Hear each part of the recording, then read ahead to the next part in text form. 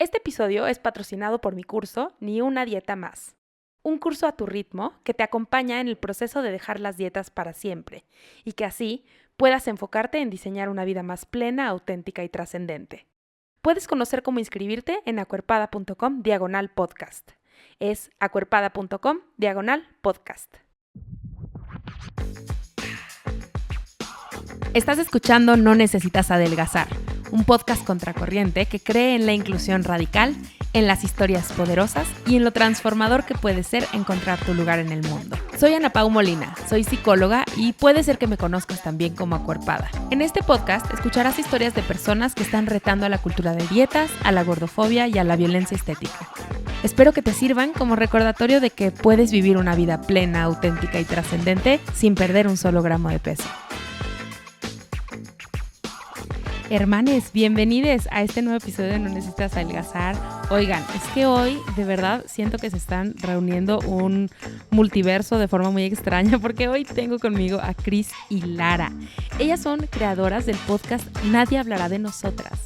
Y en él se juntan cada mes a hablar sobre gordofobia y su relación con el capitalismo, el racismo, el machismo y otros ismos que se van encontrando. Ellas están cansadas de que a las personas gordas siempre se nos señale como personas descontroladas y desbordantes, y su podcast es un intento de abrazar el desborde y cantar descontroladamente. Todo esto además lo hacen combinando la teoría, el humor y su propia experiencia. Creo que van a encontrar muchas similitudes en lo que ellas platican relacionado a No Necesitas Adelgazar. Y bueno, yo me quedé con muchas ganas de seguir platicando con ellas y espero que ustedes se queden también con ganas de mucho más y que vayan a escuchar su podcast. Sin más, les dejo mi conversación con Cris y Lara.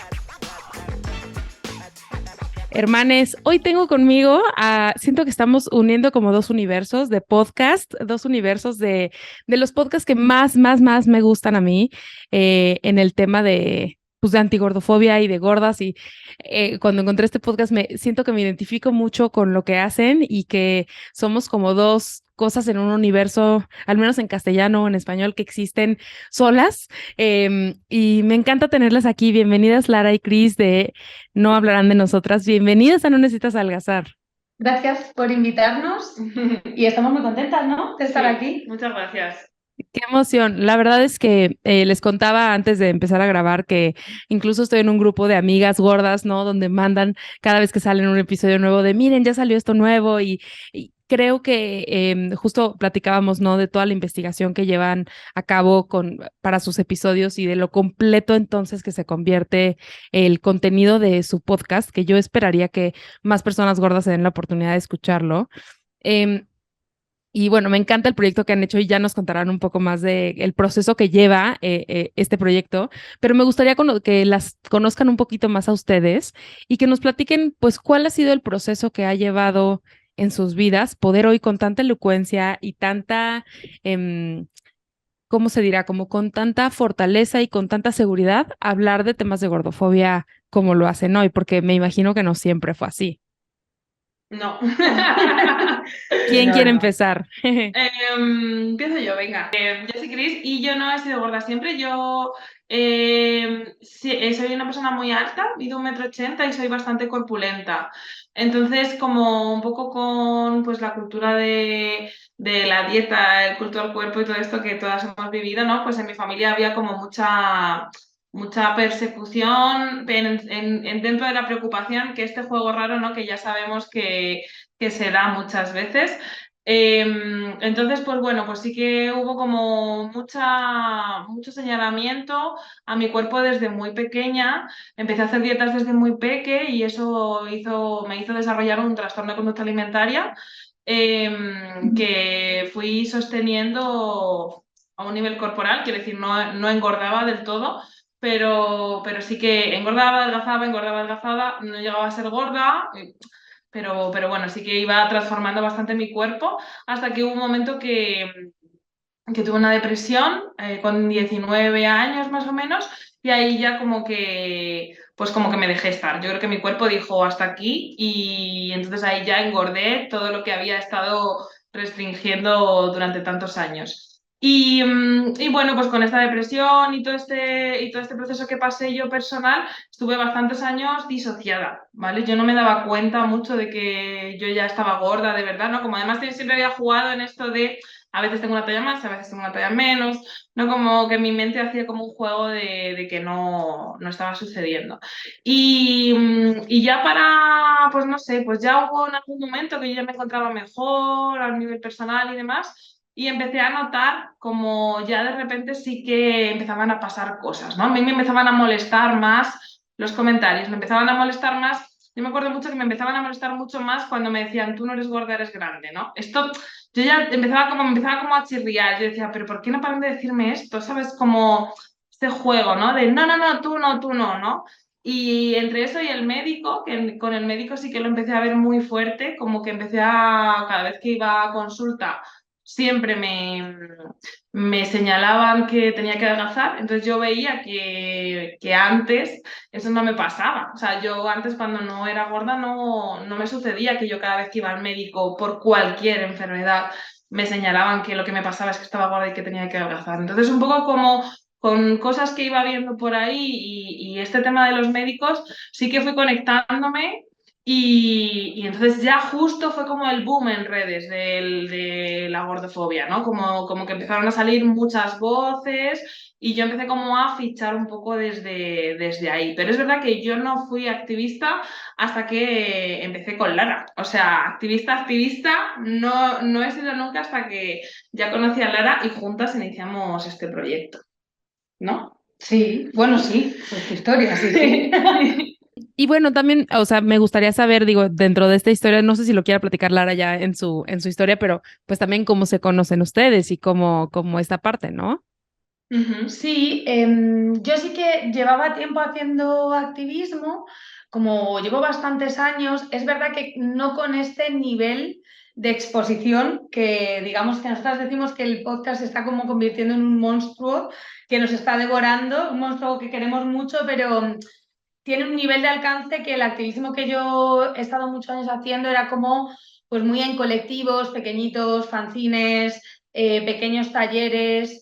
Y claro, esta dimensión que ha cobrado el podcast y nuestras redes sociales y todo lo que está creciendo, también decías antes como que tenemos fuerza, pienso, también te va dando fuerza. O sea, yo ahora me he parado a pensar en mi propio activismo hace 10 años, en dónde me posicionaba yo y qué cosas resaltaba y me veo ahora en qué cosas resalto, ¿no? Y son muy diferentes también. O sea, mi propio proceso de estos 10 años me han llevado a lugares muy diferentes respecto a mí, pero también respecto a mi discurso, ¿no?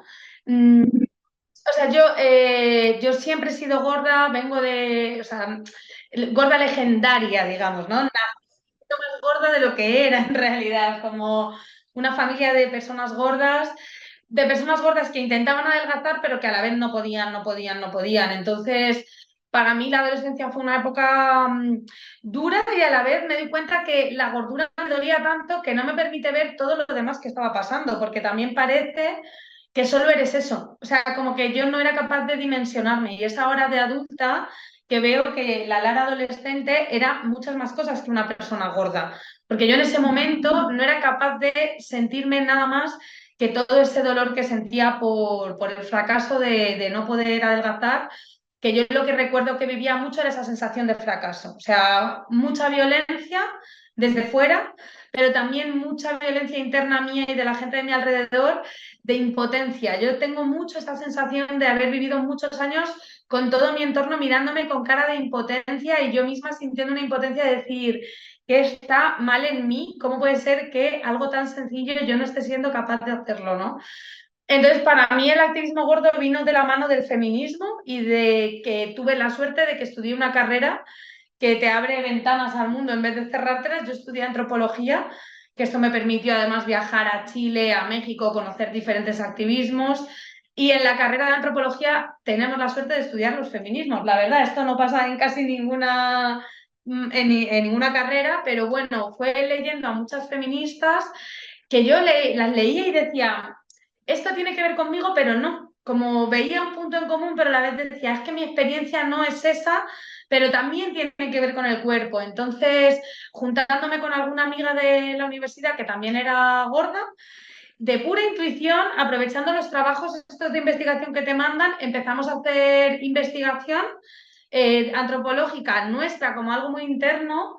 Hace 10 años era Facebook, Instagram ni siquiera existía. Entonces abrimos un Facebook para hacer encuestas a la gente, apareció Stop Gordofobia, dijimos, ¿quién es esta gente? ¿No? Como descubrimos a Magda, nosotras estábamos en Madrid y empezamos a hacer un activismo que a mí me parece muy bonito, muy de hacer fanzines, ir a centros sociales, hacer talleres, que hace 10 años no había nadie que entendiera ni de lo que hablábamos. O sea, decíamos la palabra gordofobia y la gente no sabía lo que era, ¿no? Era muy diferente como nos enfrentamos ahora a un taller, ¿no? Entonces, todo muy pequeñito, muy clandestino, íbamos a supermercados a pegar pegatinas en los productos dietéticos, como cositas así muy pequeñas. Y poco a poco, con mucha calma y sin pretensión, siempre vinculada a los diferentes activismos gordos, pues yo para mí fue la liberación. O sea, yo reconozco que yo soy otra persona desde el momento en el que decidí iniciar Cuerpos Empoderados, que se llamaba así el colectivo con el que yo empecé, junto con Laura Fernández y Cristina Castro. Y, y fue muy liberador porque nadie nos entendía, ni siquiera es como que le pareciera bien a la gente, pero de repente tenía dos amigas que me entendían, que me decían que no pasaba nada, que estaba todo bien, con las que quedaba a comer y no me daba vergüenza, como cosas muy básicas y muy liberadoras. Y ya yo creo que a medida que fue creciendo, pues yo también fui como viendo cuáles eran mis formas de hacer activismo, y conocer a Chris para mí fue muy importante porque encontré a una persona que, sin ser activista de discurso así político, tenía una actitud ante la vida de no pedir permiso. Y yo era activista, pero seguía pidiendo permiso, seguía como arrepintiéndome de mi fuerza. Yo siempre pensaba que tenía demasiada fuerza y que me tenía que arrepentir.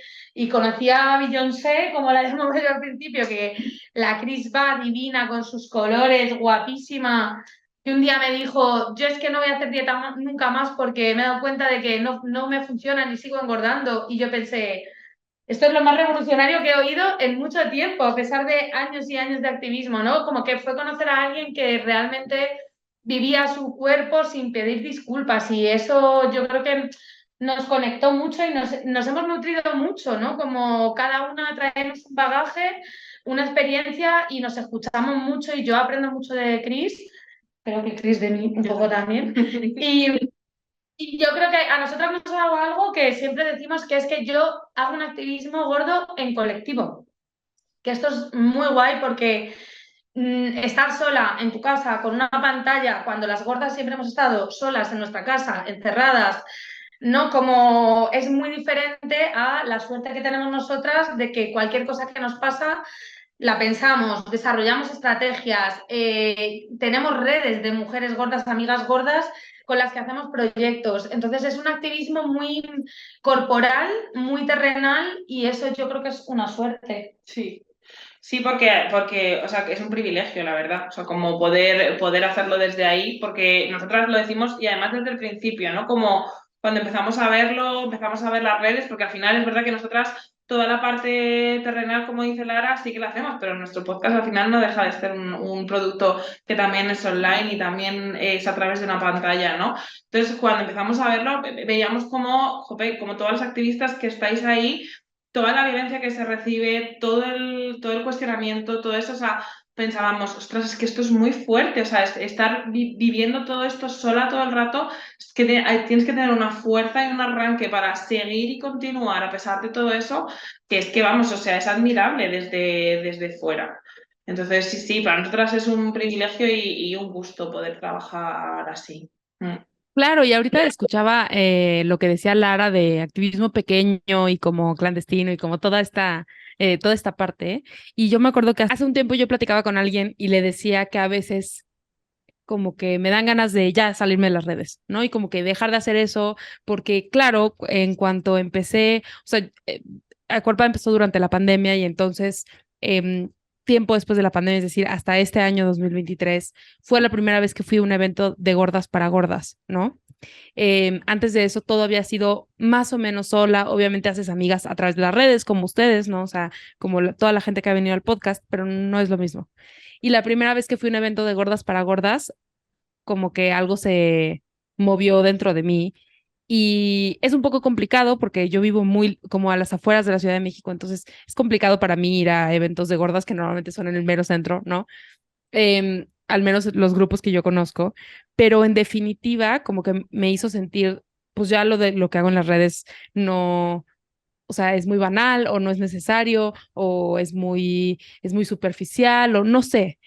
Y ahorita que te escucho decir como el activismo era pequeño y así, como que pienso, no, o sea, qué impacto tan grande tiene, ¿no? Como eso que digo, sé que tú lo reconoces, tú misma lo reconoces, el enorme impacto que tiene el activismo en tierra. Y ya luego platicando con alguien me dijo, bueno, es que las redes también se necesitan para quienes no se han atrevido a ir a esos espacios, ¿no? Y entonces nuestros podcasts juegan ese rol, como esta amiga gorda que puede ser que no tengas en el mundo real, pero nos tienes a nosotras, ¿no?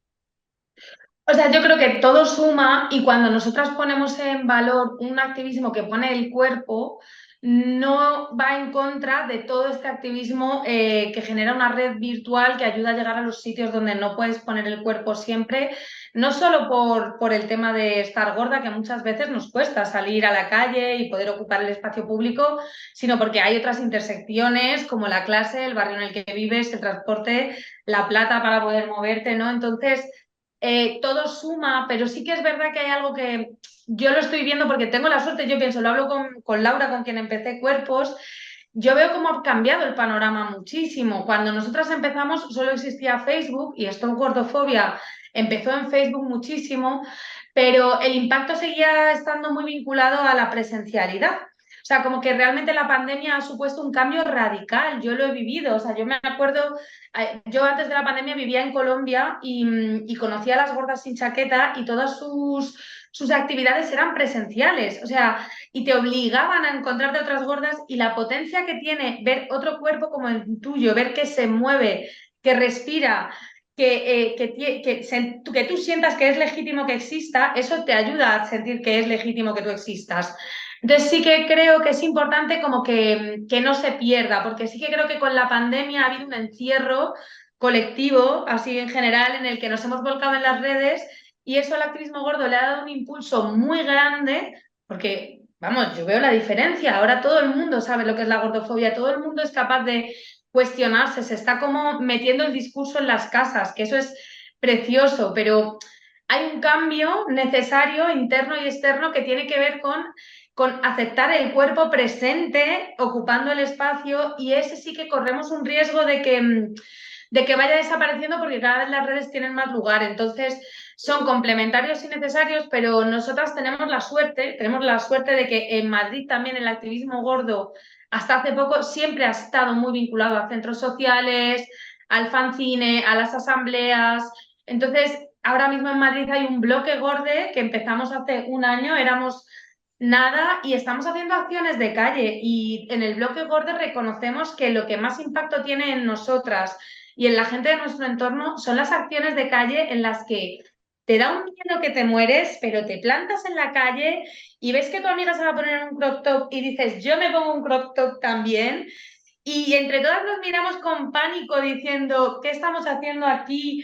Qué vergüenza, pero vernos juntas haciendo eso tiene una potencia transformadora y política que siempre la resaltamos porque a veces no se ve, ¿no? Porque en las redes eso es difícil de ver y creo que está ahí y no se nos puede olvidar sabiendo todas las dificultades que tiene poner el cuerpo en todos los sentidos. Y hay una cosa que he pensado al escucharte, que es que creo que es mucho más agradecido y menos peligroso el activismo cuando pones el cuerpo que cuando pones las redes. Porque yo, por ejemplo, aparte de los talleres que hacemos muchas cosas, tengo un grupo de música que se llama Ballenas Asesinas y somos dos personas que cantamos medio desnudas. Yo no sé ni cómo nos atrevemos a hacer eso y no recibimos ningún discurso de odio porque lo que la gente se atreve a hacer en las redes hacia nosotras, luego cuando se da cuenta de que eres un ser humano, no solo no lo hace, sino que te escucha más también. Entonces, yo pienso que no recibimos ni la mitad de violencia que la que recibís, la gente que estáis muy presentes en redes, porque luego cuando hay contacto no pasan, ¿no? Esas agresiones no son, no, al revés, hay como mucho agradecimiento de esa exposición. Entonces, yo creo que tiene mucho valor lo que hacéis porque os exponéis, bueno, a nosotros nos pasa también, ¿no? Que también estamos en lo virtual a unas violencias que son, o sea, como multiplicar por 20.000 lo que ya nos pasaba, pues ahora ya a una dimensión horrible. Sí, o sea, y estaba pensando como que hay una frase que dice un colega nuestro que es como no te quieras pasar el monstruo final del videojuego en la primera partida, ¿no? Como que es un trabajo de a poquito. Entonces, abrirte una cuenta de Instagram y empezar a postear ya es un paso, efectivamente, pero como que no veamos que al final el paso es el monstruo final y el monstruo final es que mi cuerpo sea respetado y digno en la calle, que es donde estamos No buscando. importa, sí. Efectivamente, entonces como un poco desde ahí, como que creo que las redes tienen ese doble juego en el que te expones mucho, pero a la vez realmente no, entonces como que nos podemos quedar ahí enganchadas y es interesante y también pienso, oye, y justo lo que tú dices también es súper interesante, ¿no? Claro, cada una tenemos como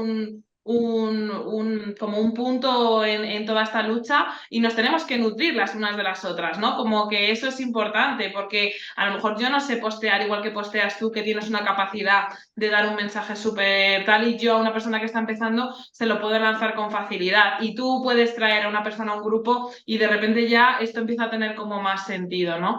Pero sí, sí, totalmente. Creo que eso que dicen tiene mucho poder, como, pues sí, poner el cuerpo en la tierra y salir y que creo que también, yo siempre pienso cuando salgo a la calle, ¿no? Que voy a un parque a caminar o lo que sea, me pregunto si la gente que me está mirando, bueno, o sea, porque somos transeúntes, digamos, en el mismo parque, si la gente que me mira, alguno será una persona que escribió comentarios de odio en uno de los videos del podcast o no, y si se acercaría o no, ¿no? Y alguien me ponía en un comentario porque lo comenté en mis historias alguna vez y me decían, claro que no se van a atrever, ¿no? Y también creo que de eso va como que las mismas redes tal vez también, que esto es un mensaje para alguien tal vez que no hace redes, pero que ve los comentarios, que piensa que si va a salir va a recibir siempre esos comentarios que recibimos cuando posteamos una foto. Y mi experiencia, al menos yo fui a un show burlesque, eso fue lo primero que hice con Fer Hernández, que ya estuvo aquí en el podcast, y no recibieron ni un mensaje de odio, al menos de lo que yo vi, y había público.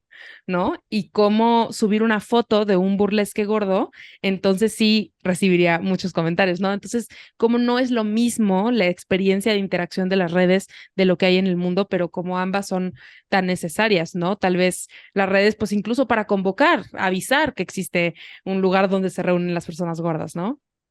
Efectivamente, sí, Sí, sí, sí, total. sí, nosotras las usamos, las redes, no, no, sí, o sea, sería absurdo pensar que eso no es real, que no tiene potencia política, claro que la tiene. Yo creo que el problema es que estamos en un punto en el que no se nos puede olvidar que vivimos en un mundo material en el que nuestro cuerpo sufre violencia y creo que también bueno, también hay violencia en la calle. O sea, como que realmente yo cuando hago activismo no me encuentro mucha violencia, pero yo como persona Pero gorda la me hay. encuentro violencia todos los días y lo importante es generar herramientas que te acompañen cuando tú estás en la calle y eso lo tienes que hacer también haciendo un trabajo corporal, ¿no? Yo hablo mucho en el podcast, yo además cuento mucho todas las experiencias de violencia que vivo porque yo he visto mi cambio en el que yo ante la violencia me avergonzaba, me sentía humillada y me callaba ante el acoso callejero que yo vivía por ser gorda, de insultos. Y a mí algo me ha cambiado a raíz del podcast y del bloque gordo y de cantar en público, que es que a mí ahora cuando me insultan yo me defiendo. Y esto ha sido una transición que tiene que ver con haberme permitido darle dignidad a mi cuerpo, con otra gente, haberme quejado con una amiga cuando vivía la violencia en vez de haberme quedado en silencio, como ese ejercicio de politizar ese dolor y esa humillación. Yo ahora soy una bestia. Yo ahora cuando alguien me insulta, de repente no me reconozco, pero hace un año y medio yo estaba callada y paralizada, ¿no? Y esto no lo he hecho yo sola a base de autoestima, no, no. Yo sé que esto me ayuda, que es que cada vez que ha pasado se lo he contado a Chris, Chris me ha dicho, ¿cómo te has sentido? ¿Qué hubieras querido hacer? Es muy injusto y ahí yo voy cogiendo fuerza, ¿no? Claro, claro, y es que como decías, creo que hay una transición muy clara cuando nos damos cuenta que no es nuestra culpa, como esto que decías de la impotencia y de como esta sensación pues sí, de algo estoy haciendo mal y el fracaso, como todas estas cosas que platicabas, pues creo que es lo mismo que pasa cuando vivimos violencia, ¿no? Es como algo podría estar haciendo yo para modificarme y entonces no vivir esta violencia. Es una elección ser gorda y es una elección no hacer dieta y entonces es una elección vivir esto que lo hemos hablado en muchos episodios y que creo que cuando te das cuenta que no es una elección y que pues esta violencia no la mereces y que, ¿no? Como cambia la narrativa y cambia la forma de responder incluso, ¿no? Me gustaría preguntarte algo que mencionaste hace rato, de cuando estabas estudiando el tema de feminismo. Eso ha salido en varios episodios, pero ustedes, no hemos llegado a lo del podcast, pero ustedes acaban de hacer un episodio sobre esto, sobre el tema de feminismo y gordofobia. Y quiero saber qué descubriste, Lara. No nos tienen que contar todo el episodio, lo vamos a poner las notas del episodio para que vayan a escucharlo, pero un poquito como qué descubriste, y qué ven Cris y Lara en este tema del feminismo actual o del feminismo pop y la gordofobia. Bueno, es que nosotros estamos living con este tema últimamente, nos Lo encanta traen el tema. así. De hecho, le hemos llamado gordas traicioneras al episodio un Ujú, poco porque sí, ya estamos de vuelta de todo y ya nos permitimos hasta hacer el chiste y reírnos de nosotras mismas, pero porque nos parecía muy interesante el ejercicio de la traición hacia una misma y hacia las compañeras. No señalando y buscando culpables, porque a ver quién es la mejor feminista aquí que lance la primera piedra, pero claro, o sea, yo creo que la mayoría de compañeras activistas gordas venimos del feminismo, tenemos vínculos con el feminismo, pues la mayoría somos la misma mujeres. Magda, ¿no? Sí. Claro, sí, sí, o sea, realmente, o sea, no sé, yo, Cuerpos Empoderados, nosotras empezamos porque éramos feministas y vinculábamos mucho nuestro activismo al género, que es algo que creo que el propio activismo se ha ido desvinculando, también reconociendo que la gordofobia funciona por sí misma, seas hombre o seas mujer, es que tiene que ver con el peso, no tiene que ver con el género. Pero nuestro activismo, por ejemplo, en Cuerpos Empoderados tenía mucho que ver con la violencia hacia las mujeres por ser gordas, ¿no? Y eso pasa, pero la realidad es que esta sociedad odia lo gordo. O sea, y esto tenemos que reconocerlo, lo odia, lo teme, lo rechaza y se permite violentarlo sin ningún tipo de pudor. Entonces, creo que lo que no puede pasar es que todas seamos feministas, nos curremos mucho un discurso feminista, un respeto, un ponernos unas gafas moradas, cuando luego dentro de los feminismos no hay ninguna mirada interna muchas veces para cuestionar ese odio que se tiene hacia las personas gordas y que genera violencia. Y la realidad es que dentro de los feminismos hay mucha gordofobia y mucha gordofobia que goza de impunidad. O sea, no es que se plantee desde es mi dolor y es mi experiencia, que esto es otro tema del que podríamos hablar, cómo se genera mucha gordofobia hacia afuera, porque como tú tienes gordofobia interiorizada y lo personal es político, pongo comillas, te puedes permitir lanzar todo ese odio que te lanzas a ti misma, lo lanzas al exterior, ¿no?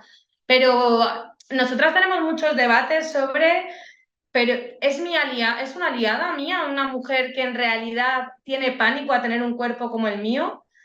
Pues por un lado sí, porque la entiendo, porque yo también lo he tenido y lo tengo. O sea, el miedo es común, pero también si eres feminista hay un ejercicio político de no querer quedarte ahí, ¿no? Entonces, esta falta de cuestionamiento de los feminismos, esta facilidad con la que se hacen chistes sobre engordar, sobre adelgazar, esta facilidad con la que hablan algunas mujeres, incluso como si eso fuera empoderante, ¿no? Sobre su cuerpo con desprecio, creo que tiene consecuencias e impactos en nuestras vidas y no se lo plantean. Entonces, bueno, desde el respeto, el diálogo y además abrir, ¿no? Abrir toda esta conversación, creo que no podemos negar que dentro de los feminismos hay muchísima gordofobia. Sí, yo te estaba yendo y estaba pensando que creo que pasa todo el rato, ¿no? Bueno, y esto también lo hemos hablado en el podcast y lo hemos debatido muchas veces, porque realmente no estamos encontrando la manera de habitar un feminismo que no degrade a otros cuerpos. O sea, como que todo el rato el juego es que siempre va a haber un cuerpo por debajo con el que compararte y al que poder despreciar. Y además poder despreciar desde tu propio yo, que creo que esa es la trampa en la que nos quedamos habitando, ¿no? El edadismo, el capacitismo, la gordofobia. Siempre hay cuerpos a los que nos podemos meter con ellos porque de alguna manera nos pueden traspasar a nosotras mismas, pero también de esa manera estamos dejando claro que no queremos ser eso. Y eso es una manera también de poner esa distancia, ¿no? entre los cuerpos. Entonces, es como vamos a dejar de hablar de cuidados en el feminismo si realmente lo que estamos haciendo es jugar a un juego súper turbio en el que a través de mi propio yo y a través de mi propio discurso estoy de alguna manera degradando otros cuerpos, ¿no?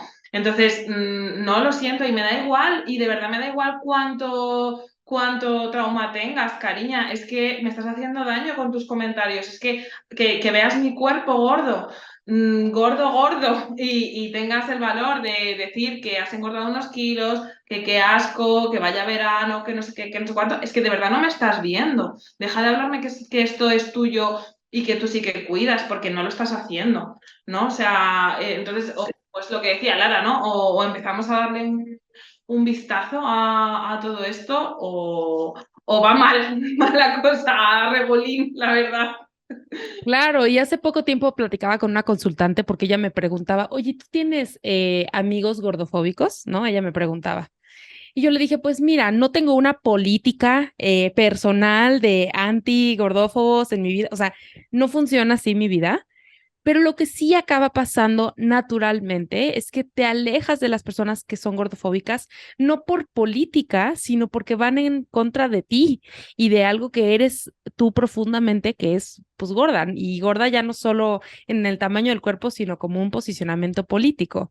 Y político, aparte la gente cree que política tiene que ver con las votaciones por presidente, pero no, o sea, en el sentido de ideología y de creencias de cómo es la vida, ¿no? Y yo pensaba como, cuando me dicen así como, no, pues es que yo solo lo estoy diciendo sobre mí, o no estoy hablando sobre ti, o no te lo tomes personal, no estoy hablando de la salud, o de todas estas narrativas, yo pienso como, ¿qué pasaría si llegaran y te dijeran, es que todos los mexicanos son asquerosos, todos huelen mal, todos están enfermos, son la culpa de que Latinoamérica no avanza, no sé, o sea, cosas, ideas, y que entonces, pero no es personal, soy mexicano, sí, pero no es personal, o sea, no estoy hablando de ti. Entonces, pues claro que es personal, ¿no? Y por eso Claro. también en el tema del feminismo se habla así, ¿no? Cuando dicen que las mujeres son histéricas, pero no estoy hablando de ti. ¿Por qué te lo tomas personal? Pues no, sí estás hablando de mí, ¿no? Porque soy mujer. Entonces, como todos estos temas de intentar engañar con el lenguaje, de que, bueno, pero es hacia mí, yo solo soy gordofóbica hacia mí, es entender que sigue siendo, esto lo platiqué con Mónica Moreno, que salió también en esta temporada, ella explicaba que la gordofobia es el sistema de creencias. Y cuando hablamos de gordofobia internalizada, es internalizar la creencia de que cuerpos delgados y gordos tienen una jerarquía. Entonces, una persona delgada que dice tengo gordofobia internalizada, lo que está creyendo es yo tengo más estatus y tengo miedo a perderlo. Y entonces por eso tengo miedo a engordar. O sea, es lo mismo, tienes miedo a ser yo. O sea, de todas formas, ¿no? No hay como otra forma de esconderlo o de taparlo. Y creo que lo que más duele es la falta de conciencia de eso, ¿no? Como el querer ignorarlo o decir que no está pasando. No sé si eso es a lo que te referías, Cris.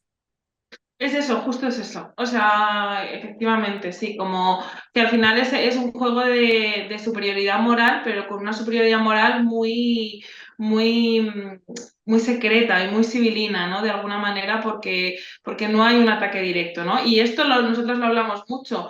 Realmente, y quizá te pueda doler más un insulto en el momento, te puede doler más una agresión física en el momento, pero toda esta violencia civilina y oscura y que va por debajo es muchísimo más difícil de ver y por lo tanto muchísimo más difícil de construir y de frenar. Entonces, casi mejor insúltame que me puedo defender, la verdad, porque frente a esto no me puedo defender. Y eso, vamos, o sea, ¿qué hacemos con eso? O sea, nos lo vamos comiendo, claro, y vamos diciendo, pues, ¿qué hago con este espacio, no? Que se supone que es seguro porque son mis seres queridos, porque son mis amigos, porque son quien sea, y cada día estoy recibiendo comentarios en los que claramente se está diciendo que mi cuerpo no es válido. Claro, y además con esta nueva moda que traen los médicos y bueno, la cultura en general de decir, bueno, no es su culpa y pobrecitos, pero igual que bajen de peso, ¿no? Que es esta cosa como, ay, cuando veo esos discursos yo digo, ay, mejor insúltame, mejor di que me odias, en vez de decir, estamos contigo, pero cambia, ¿no?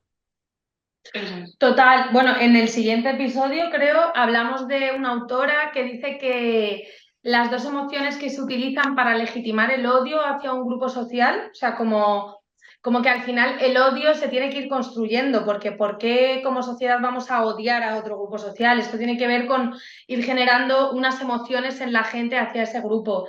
Y dice que el principal es el miedo, o sea, como se genera un miedo hacia ese grupo social que tiene que ver con lo que hablamos siempre, ¿no? Con la otredad, con que es diferente a mí, ¿no? Parece que somos contagiosas. Hay gente que tiene miedo a estar cerca nuestra porque va a ser legítimo y entonces van a engordar ellas y entonces ya va a ser horrible. Pero luego dice que la otra emoción que se utiliza para legitimar el odio es la pena. Dice que la Como la pena vergüenza. en castellano, o sea, como que no la pena de la vergüenza, Ah, sino sentir, claro, es que es diferente la pena, pero sentir pena por alguien Como lástima. es ujú. lástima.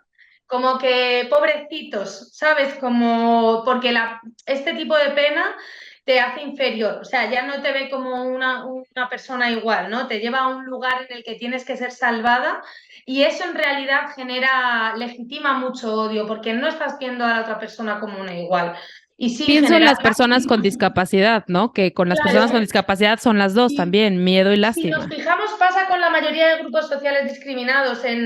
Aquí en el Estado español pasa mucho que a las personas que migran hacia acá, nosotras las tratamos muy mal institucionalmente, o sea, no individual, que también porque hay mucho racismo, pero nuestras políticas migratorias son tremendas y a veces aparece gente en nuestras playas que ha fallecido en el mar intentando llegar y que no les hemos atendido. Y esto es una vergüenza nacional que deberíamos tener.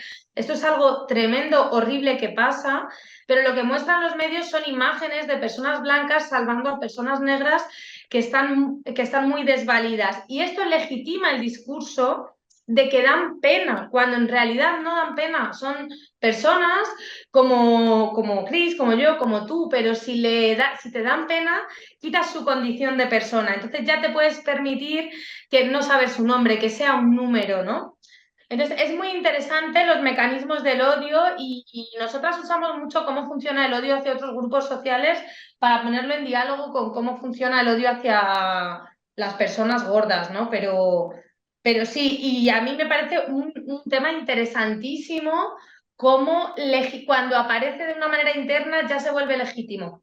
O sea, está muy mal ser racista hacia afuera, pero luego si yo soy racista internamente, ¿no? Como está muy mal insultar y llamar gorda a alguien, pero si yo odio mi cuerpo y puedo decir que lo gordo es horrible porque es un sentimiento, ¿no? Esta cultura de los sentimientos en la que nos hemos psicologizado tanto hasta el punto que se nos ha olvidado que hay una sociedad y que lo que hacemos tiene un impacto. Entonces, si yo lo siento, vale. Si a mí me pasa por dentro, vale todo. Y es como, no, cariña, la gordofobia interiorizada es horrible, la entendemos, es un horror, pero hay que tener también cuidado con lo que proyectas hacia afuera, porque son mensajes de odio seguramente hacia personas como nosotras tres. Y que te estaba escuchando y estaba pensando que también es una manera de no acabar con las violencias, ¿no? O sea, pues un poco lo que decíamos antes, de, claro, es tan civilina y tan silenciosa que es muy difícil de ver, pero es que aún así yo te puedo decir, oye, deja de insultar a esta compañera, te lo puedo decir, te puedo ordenar, te puedo hacer un mandato de que dejes de hacer eso, pero yo no te puedo decir, deja de pensar que ser gorda es un asco. Eso no te lo puedo mandar. Entonces, eso se sigue perpetuando, ¿no? De alguna manera. Que no se haga directa, que no se haga física y que se haga toda a través de emociones y sentimientos, hace que lo validemos y que sigamos haciéndolo sin ningún tipo de miedo y sin pararnos a pensar qué está pasando. Es interesantísimo. Es que este tema, yo Sí, haría sobre este tema de los conflictos internos, ¿no? En lo político. Sí, sí, sí, sí, sí. sí, sí, sí, es muy impresionante y porque además, mira, por otro lado, como que tenemos compasión por esas personas, como decías, ¿no? O sea, es horrible sentirse mal con su cuerpo, todo el mundo merece sanar y por eso ni mi consultorio, ni mis cursos, ni nada tiene un rango de tallas, ni cierto peso que tienes que cumplir, ni cierto género, solo edad, mayores de edad, pero fuera de eso cualquier persona puede venir a mi consultorio y cualquier persona puede sanar su relación con su cuerpo en mi consultorio, porque además yo creo que una persona delgada que acepta su cuerpo y que tiene la gordofobia nos ayuda más que una persona que se siente mal con su cuerpo, ¿no? Por supuesto. Pero, pero sí hay que entender que tiene un tinte político también, el que creas que tu cuerpo es un asco y que te dé pánico terminar como yo, ¿no? Como lo hemos dicho varias veces, y que eso te ayuda a tomar decisiones también en tu vida y con tus parejas y con tu forma de comer y con los productos que compras y por ende las industrias que estás financiando y muchas cosas que siguen replicando las violencias que ya están ahí, ¿no? Y me gustaría, miren, llevamos ya muchísimo tiempo hablando y no hemos Es hablado que de su yo podcast. cuando me has dicho al inicio que ya veríamos, he dicho, no sabe dónde se Perfecto, está metiendo. perfecto. Rajamos muchísimo, o Me sea, lo encanta. siento. Me encanta. Me gustaría que habláramos de su podcast. Primero que me cuenten por qué se llama Nadie hablará de nosotras y me gustaría que también me platiquen cómo se les ocurrió el concepto del podcast, como de dónde vino la idea y que pues un poco que promocionen su podcast también aquí, que platiquen un poco de qué es, porque siento que es un complemento perfecto para No Necesitas Adelgazar y que la gente tendría que escucharlos los dos, ¿no? Muy bien. Sí. Pues nosotros hablamos muchísimo, como estás viendo, o sea, no paramos de hablar, nos encanta hablar. Y también todos estos debates políticos que hacemos en el podcast, todas estas preguntas que nos hacemos a nivel filosófico, a nivel antropológico, a nivel sociológico, nos las hacíamos nosotras en nuestras quedadas, ¿no? Charlábamos, nos intercambiábamos libros, nos intercambiábamos textos. Y bueno, pues un poco desde ahí fue como, bueno, las dos aquí somos accionadoras natas, nos encanta crear proyectos y pues nos encontramos, hija mía, esto fue así, entonces no hemos parado, la verdad es que no hemos parado. Y el primero fue el podcast, que fue como un poco, venga, ¿qué pasa? A ver cómo lo hacemos. Antía, que es nuestra técnica y nuestra productora musical, eh, pues ella tenía dos micros, sabía un poco de edición y demás, se lo dijimos y dijo, a tope, yo os ayudo. Y allí que fuimos a por ello. Y entonces hicimos el primer episodio un poco jugando, Lara trajo un poco un texto, yo vine sin texto ninguno y charlamos y funcionó. O sea, luego lo escuchamos y de repente tenía muchísimo sentido, ¿no? Lo que habíamos grabado.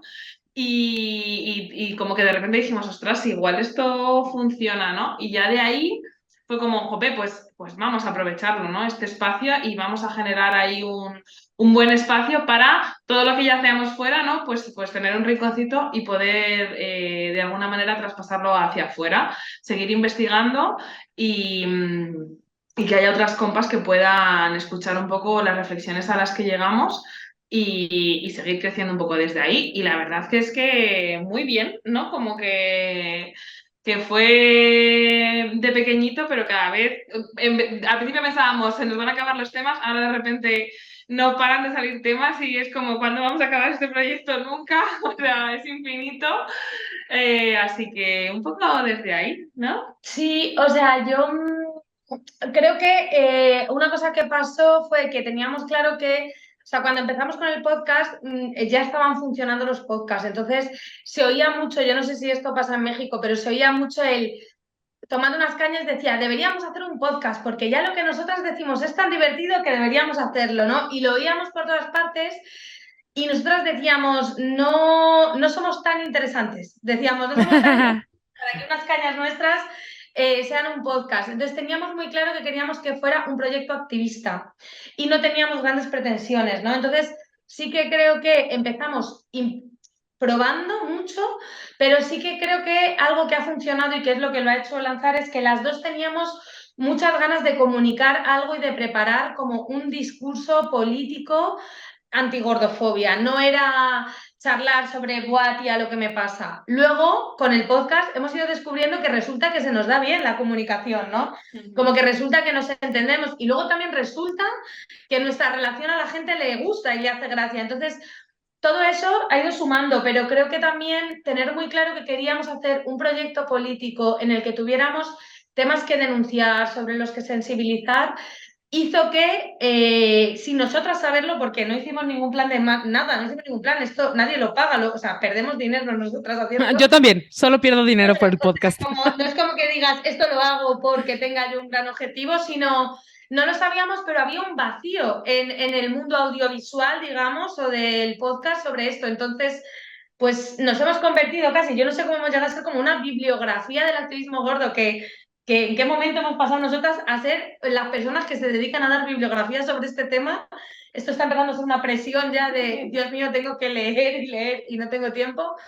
Pero sí, yo creo que nos hemos, o sea, como que lo que iba funcionando lo íbamos cogiendo, lo que no, pero no hemos perdido de vista nuestras ganas de transformar y hacer activismo. Y eso nos ha llevado a algo que yo creo que es importante destacar, que estamos hablando del podcast, pero es que en 1 año y medio, casi 2 años, llevamos 2 temporadas, pero ya hemos creado la primera asociación antigordofobia del Estado español, que esto es Wow. algo que no existía y estamos constituidas como asociación, que estar constituida como asociación te legitima para interlocutar políticamente, para presentar proyectos y poder conseguir que las instituciones financien proyectos antigordofobia, y somos la primera asociación que en sus estatutos, o sea, nuestros estatutos constitutivos, nuestro primer objetivo es sensibilizar frente a la gordofobia. Entonces, Wow. el se ha quedado pequeño y ahora creo que estamos haciendo proyectos de intervención social y de sensibilización que nos nutren un montón y que ponen cuerpo, y que nos ha llevado ahora a un teatro, por ejemplo, que estamos en el teatro haciendo un show directo en el que bailamos, cantamos, nos enfadamos, reímos y viene gente y nos ve y vamos vestidas de leopardo como unas mamarrachas. Entonces, como que el podcast ya es algo que ha ido creciendo y se está convirtiendo como en un proyecto de politizar desde el humor, la experiencia y la compasión, politizar las experiencias gordas y que sean como un punto de encuentro para mucha gente. Entonces está siendo una experiencia increíble, increíble todo lo que nos da y lo que sentimos que da también, ¿no? Claro. Oigan, ¿y por qué se llama Nadie hablará de nosotras?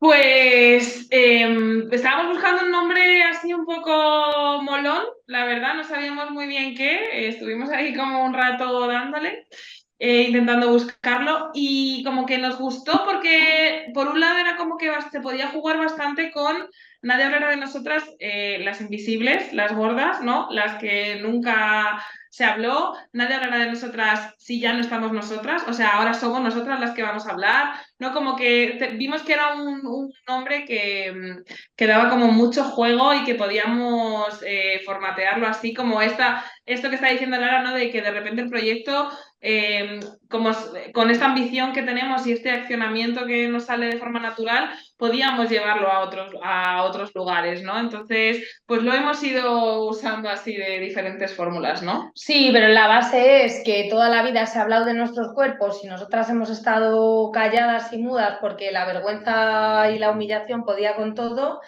Y como que a mí me gusta que suena como un límite, como de he decidido que ya no, o sea, como voy a hablar yo, o sea, son tantos años de opinar sobre nuestro cuerpo que es que no, es que ahora si alguien va a hablar de mi cuerpo, soy yo, que es lo que hacemos en el podcast, o sea, verborrea pura de todo lo que me pasa, todo lo que me pasa, porque es que tantos años de sentir que mi cuerpo no era mi cuerpo, que mi cuerpo tenía que ser otro, que lo que dijera de mi cuerpo estaba bien, sin yo enterarme de qué le pasa a mi cuerpo, que ahora es como, ahora vamos a hablar nosotras y además también siempre añadimos, nadie hablará de nosotras sin nosotras. O sea, queremos estar presentes en los debates políticos, en las cuestiones que surjan y dejar de mirar en silencio y asustadas las barbaridades que se dicen. O sea, si se van a decir barbaridades, las decimos nosotras, no que las digan otros. O que nos la digan a la cara.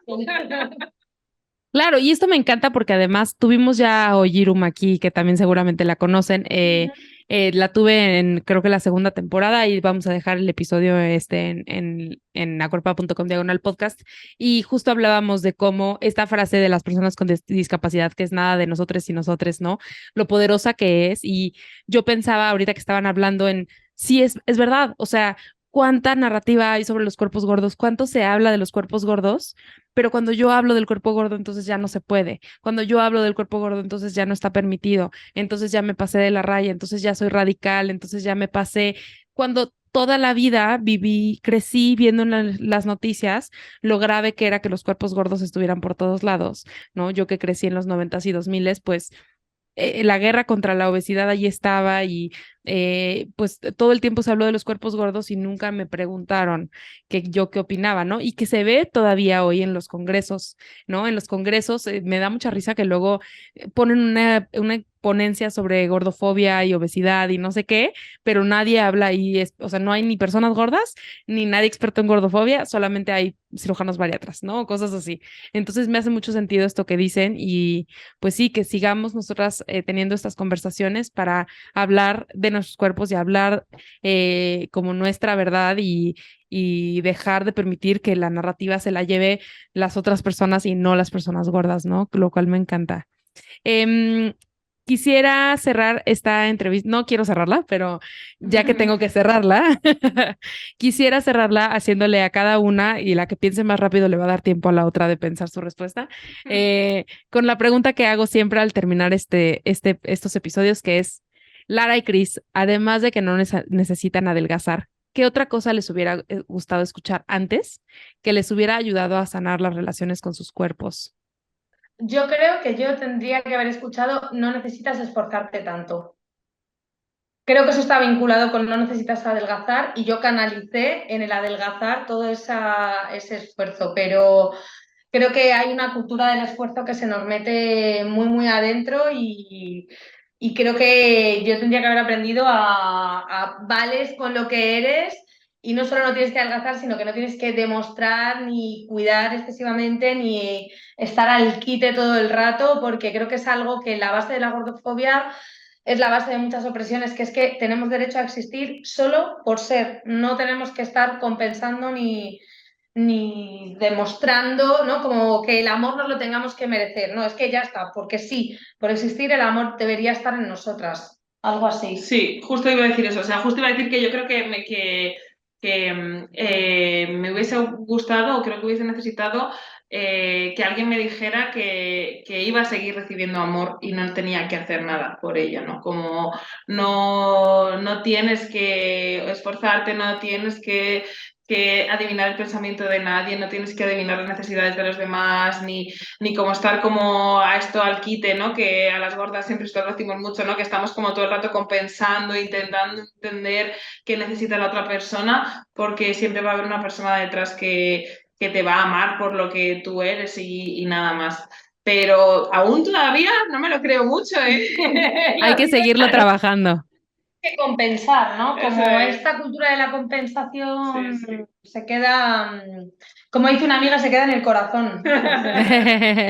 Sí, también creo que esta cultura del esfuerzo, ¿no? Que tú decías, como de estarnos esforzando todo el tiempo entonces tengo que ser la creadora con mejor post con todo el tiempo subiendo y estas cosas que nos llevan al burnout emocional, laboral, ¿no? Como cómo hacer para no quemarnos y no estarnos esforzando tanto. Si las personas delgadas han estado ahí haciendo nada toda la vida, ¿no? O sea, como que sin esforzarse tanto han obtenido tantas cosas, ¿por qué no? Y puedo solamente no hacer nada y ser floja y, ¿no? Como todas las cosas que no se me han permitido.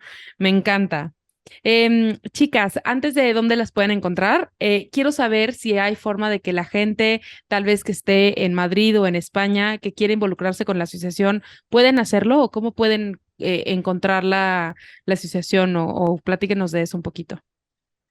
Nosotras hemos propuesto, o sea, las primeras propuestas que lanzamos, ¿vale? Son que las personas que les apetezca, que tengan algún proyecto en mente, que tengan algún tipo de actividad que digan, jope, me encantaría llevar esto a cabo, más desde ahí, que nos pueden escribir tanto al email como a nuestro Instagram y mandarnos la propuesta. Sí que es verdad que nosotras no tenemos financiación como para contratar a alguien o así, pero sí que podemos, imagínate, si hay un proyecto, pues ese proyecto lo lanzamos, conseguimos el dinero y la financiación y con esa financiación se autofinancia el proyecto a través de la asociación, ¿no? O sea, como que nuestra idea es un poco también ser un poco de nexo de unión con personas que no tengan muy claro cómo comenzar su activismo, cómo comenzar a poder hacer algún tipo de actividad antigordofobia o por la diversidad corporal o así.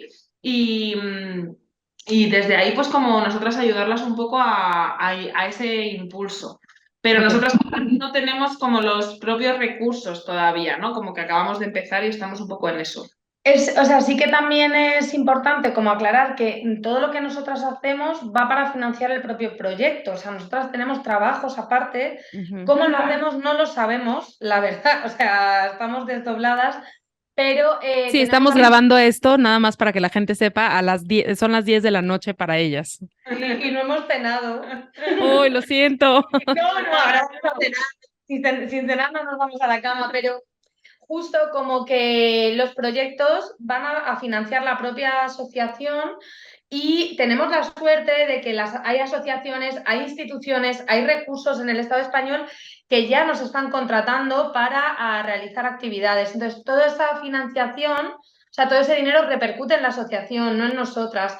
Entonces, estamos como haciéndola crecer para que, quién sabe si dentro de 2 años tengamos el presupuesto propio para lanzar un proyecto que sea como autónomo y propio. Y hay otra forma también de estar como presente, que es acudir a las actividades que vamos haciendo en colaboración con otros sitios. Por ejemplo, pues una ONG nos contrata para dar un taller.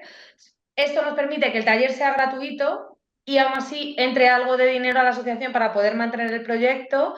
Y intentamos hacer un montón de actividades que suelen ser de acceso libre y gratuito y la gente puede seguirnos en Instagram, nadie hablará de nosotras, hay un puntito entre cada palabra y ahí vamos publicitando todo lo que hacemos. Y si no, por email también vamos difundiendo o sea, difundimos, la gente nos va preguntando y vamos contando lo que hacemos. Y también pueden participar ahí, viniendo a vernos al show, también nos apoyan.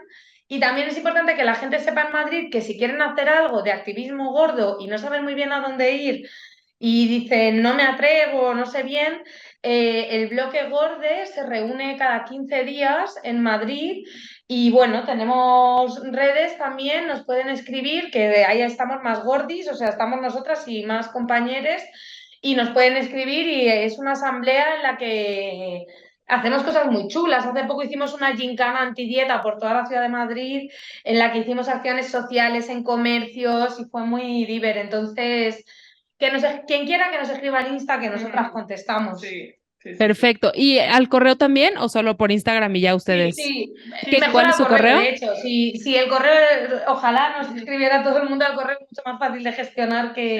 que ¿Cuál es el Instagram. correo? El correo es nadie hablará de nosotras oficial, @gmail.com. Perfecto. Igual lo voy a poner en las notas del episodio para que puedan contactarlas. Hay una cosa que no he dicho, pero si alguien quiere que vayamos a México, por ejemplo, Por ejemplo. a hacer un proyecto, bueno, o sea, que nos escriba el correo, que nosotras movemos cielo y tierra para ir y Se los mover. digo ya, si queremos que vengan, a que activemos cosas aquí, sería lindísimo. Ay, Me sí. encantaría tenerlas aquí y agradezco mucho que se hayan tomado el tiempo de entrevistarse conmigo a las 9 de la noche. Creo que es importante que la gente sepa esto, ¿no? Como yo tengo la suerte de que este es mi trabajo porque trabajo como autónoma, pero la mayoría de las activistas gordas que he entrevistado lo hacen en su hora de comida, en la noche, como cuando tienen un rato, porque la mayoría de las activistas gordas no son activistas de tiempo completo, o bueno, sí, pero además trabajan de forma regular en una No oficina o dormimos. tal, o sea, no, exacto. Entonces, que se sepa también me parece muy importante. Muchas gracias por haber estado aquí y a quienes nos están viendo o escuchando, nos vemos en el próximo episodio de No Necesitas Adelgazar. Adiós. Esto fue No Necesitas Adelgazar. Recuerda que puedes encontrar nuevamente los detalles de este episodio en acuerpada.com/podcast. No olvides calificarnos en Spotify y en Apple Podcast. Sígueme en redes sociales como Acuerpada para continuar con la conversación. Nos vemos pronto.